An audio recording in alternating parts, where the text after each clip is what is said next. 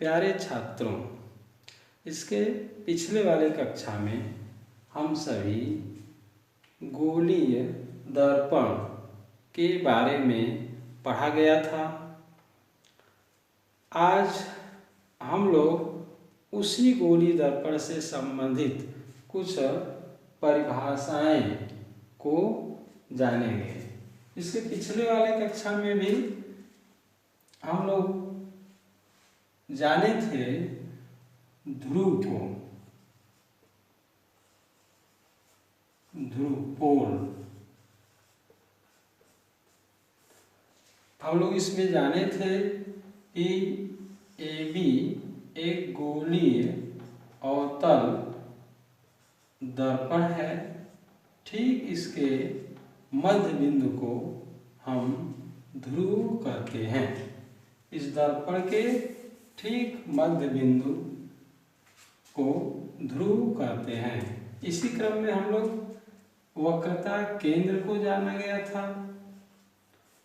वक्रता केंद्र, इसमें हम लोग यह जाने थे कि यह खोखला गोलीय दर्पण जिस पूरे गोले का भाग होता है उसके केंद्र को वक्रता केंद्र कहते हैं। और जस्ट इसी के आगे हम लोग मुख्य अक्ष को जाना गया था। मुख्य अक्ष, प्रिंसिपल एक्सिस, इसमें हम लोग यह जाने थे कि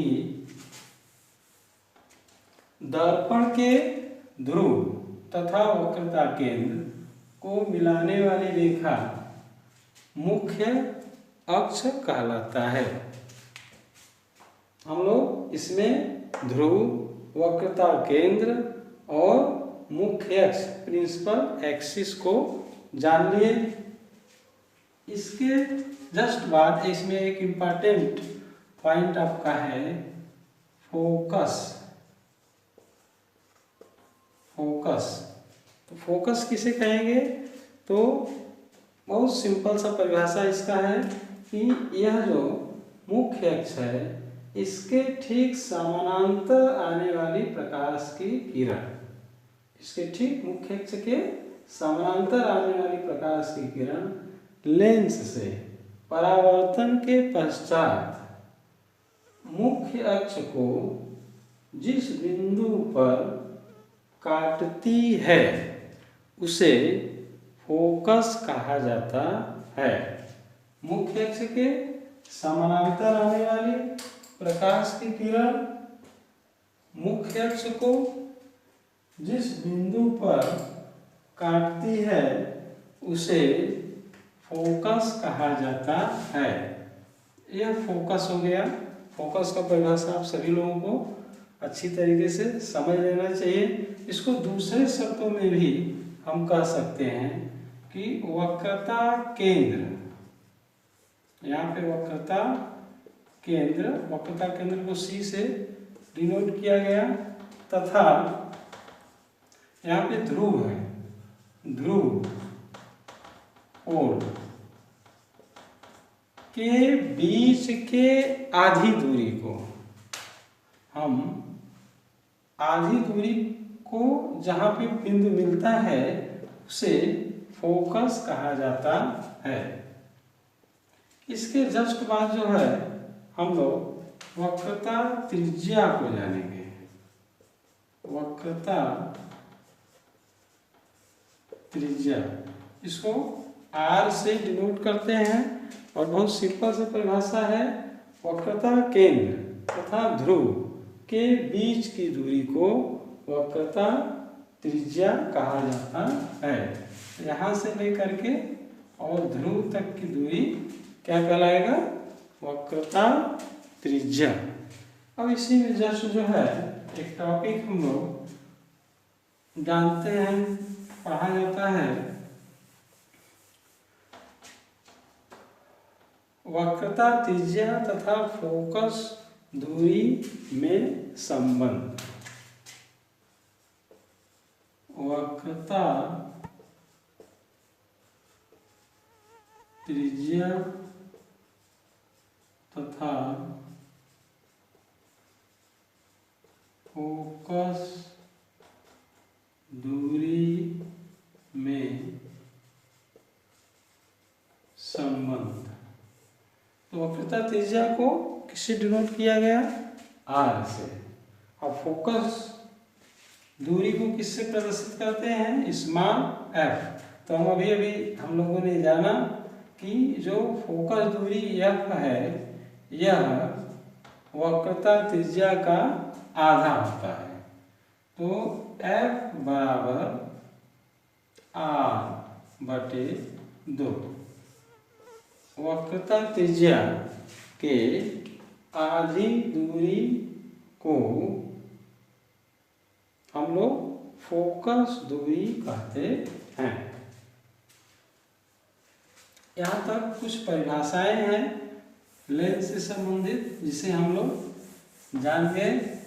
हम लोग जो है इसके जस्ट बाद दर्पण में प्रतिबिंब का बनना पढ़ेंगे। आगे नेक्स्ट हेडिंग हम लोग डालेंगे दर्पण में प्रतिबिंब का बनना। बहुत इम्पोर्टेंट है, यह पूछा जाता है आप लोगों से, पेपर में भी आएगा। हम लोग अभी जाना गया जो है उत्तल दर्पण और अवतल दर्पण। तो सबसे पहले हम लोग पढ़ेंगे अवतल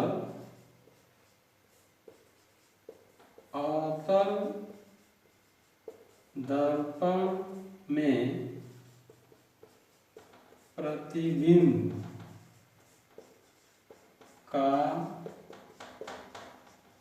बनना। अब देखिए यहाँ पे कैसे प्रतिबिंब बनता है। सबसे पहले हमने यहाँ पे एक अवतल दर्पण ले लिया और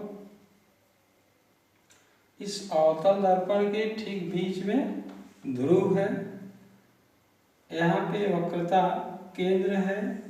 इसको मिलाती हुई जो रेखा खींचा गया इस लाइन को मुख्य अक्ष कहते हैं। अब यहाँ पे ध्यान दीजिए, एक वस्तु AB है। इसमें पहला हम लोग केस पढ़ेंगे। फर्स्ट, जब वस्तु अनंत पर रखी गई हो। वस्तु कहाँ पे रखी गई है? अनंत पर रखी गई है। इस दर्पण से बहुत दूर वस्तु रखी गई है, तो उसका प्रतिबिंब कहाँ और कैसा बनता है, इसी चीज को हम लोग डीप में पढ़ेंगे।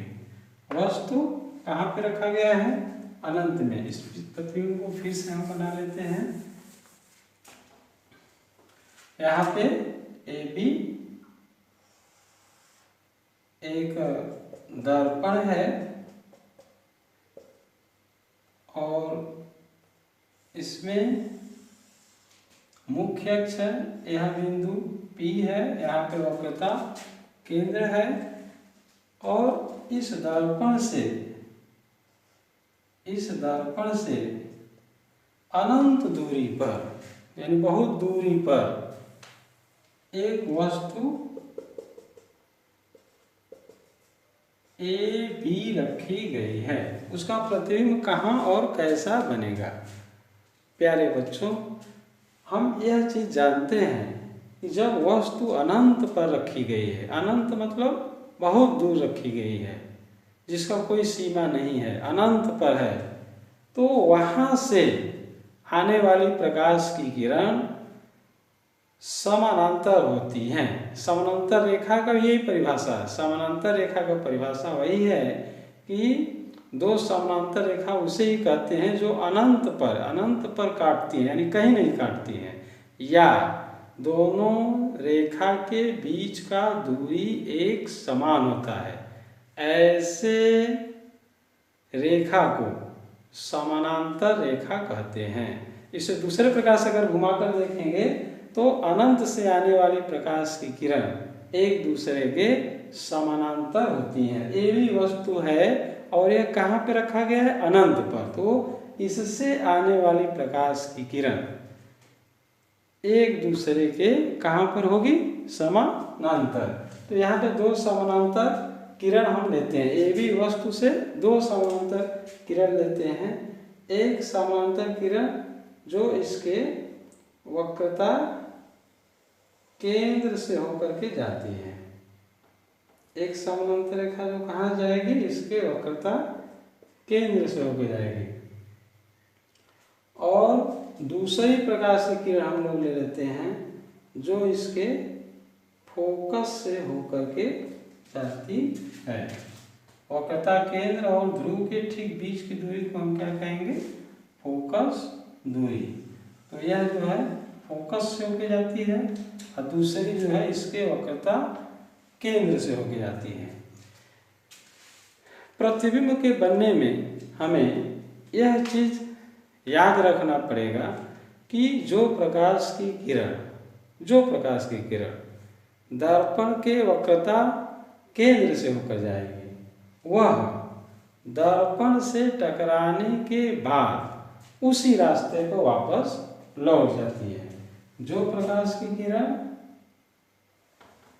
वक्रता केंद्र से होकर जाएगी तो यहाँ पे दर्पण से टकराने के बाद ठीक इसी रास्ते पर वापस लौट जाएगी। और दूसरा चीज हम लोगों को याद रखना है इस चीज को, इसके नियम को, प्रतिबिंब बनना का ये नियम होता है कि जो प्रकाश की किरण फोकस से होके जाती है वह टकराने के बाद जो मुख्य अक्ष है ना, इस मुख्य अक्ष के समानांतर निर्गत हो जाती है। जो यह मुख्य अक्ष है इसके ठीक समानांतर निर्गत हो जाएगी।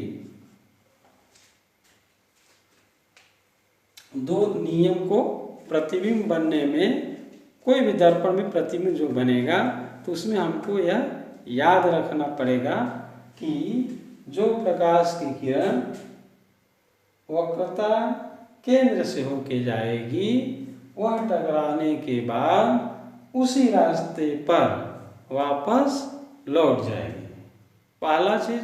और दूसरा, जो प्रकाश की किरण फोकस से होके जाएगी दर्पण से टकराने के बाद मुख्य अक्ष के समानांतर निर्गत हो जाएगी।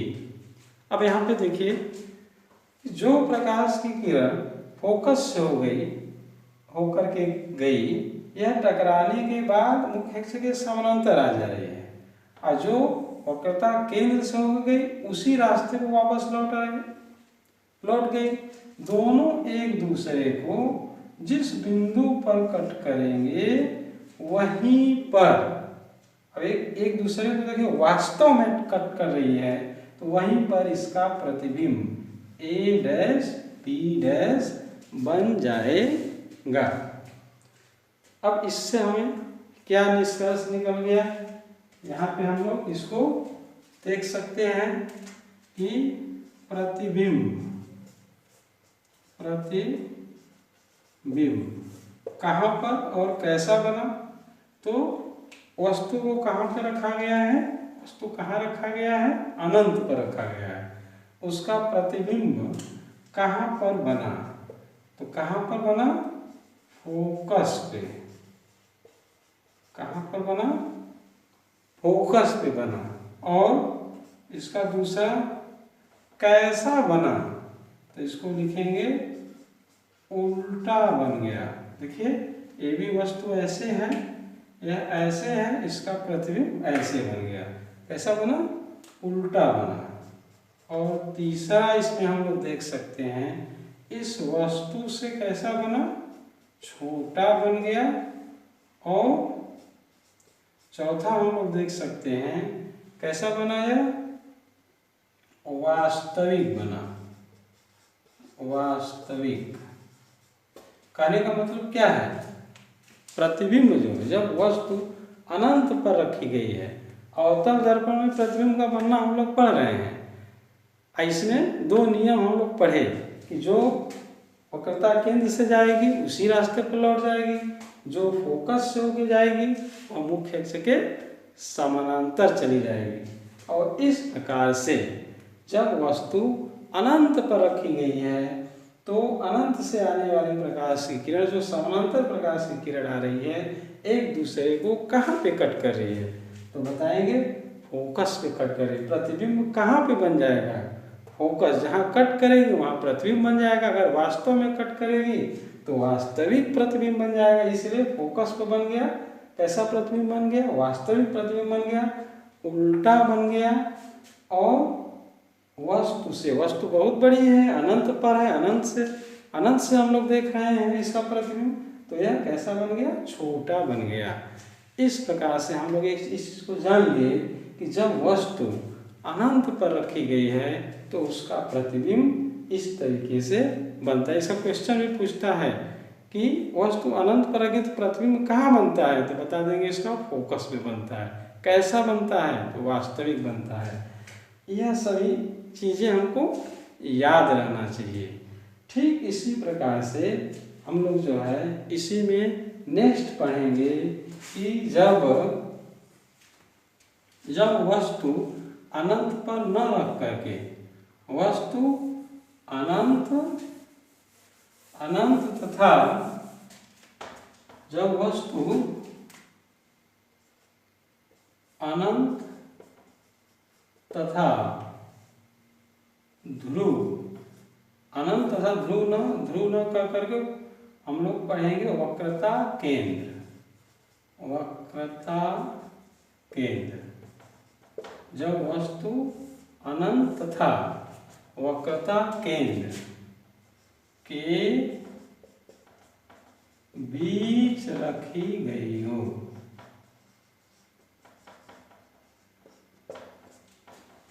यहाँ पे हम लोग इस चीज को जान लेंगे कि वस्तु कहाँ पे रखी गई है, जब वस्तु अनंत तथा वक्रता केंद्र पर रखी गई है तो इसका प्रतिबिंब कहाँ पर और कैसा बनेगा। तो इसको आप लोग जो अपने रफ पर कीजिएगा और नेक्स्ट पीरियड पे, नेक्स्ट डे जो है, नेक्स्ट क्लास में इसको हम लोग बनना सीखेंगे। पहले आप लोग अपने ये प्रयास कीजिए। थैंक